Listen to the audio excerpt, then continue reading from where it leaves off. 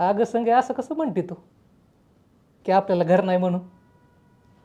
अगं हे मोकळा आभाळ, हे धरणी माय, हेच तर आपलं घर आहे. हा, हाय का असं घर कुणाकडं? कुठल्या बी गावात कुठं बी जाऊन बिराट टाकलं की झालं आपलं घर. यांच्या वेळी आहे आपलं. त्या आईला पिढ्यान पिढ्या एकाच ठिकाणी राहायचं, फुसका कारभार समजा. ते कीर्तनात नसतं का, विश्वची आपले घर, तसलं आहे बघा आपलं. पण सांगे या ठायबशीच्या घरावाल्यांपेक्षा आपल्या वाट्याला दुःख जास्त आहे बघ. पण ज्याला गाढवाच्या पोटी जन्म घेतल्यानंतर म्या वजं वाहणार नाही असं म्हणता येत असतं वय. गाढवाचं एक बरं आहे, मालकाचा राग आला तर त्याच्या पेकाटात लाद घालता येते.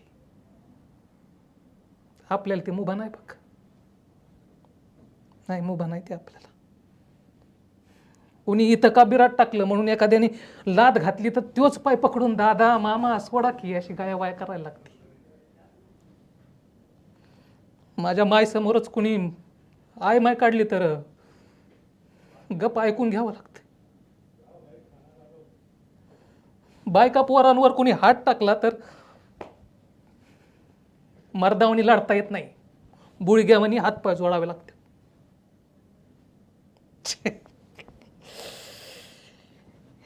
हे असं होतं बघ माझं.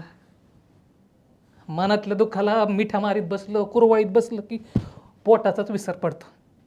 जाऊ दे, तू जेवायला वाट बरं. काय बनवलं आज? आला काला काला काला काला का पिठलं भाकर. वा, तू कांदा फेक इकडं, फेक फेक कांदा फेक.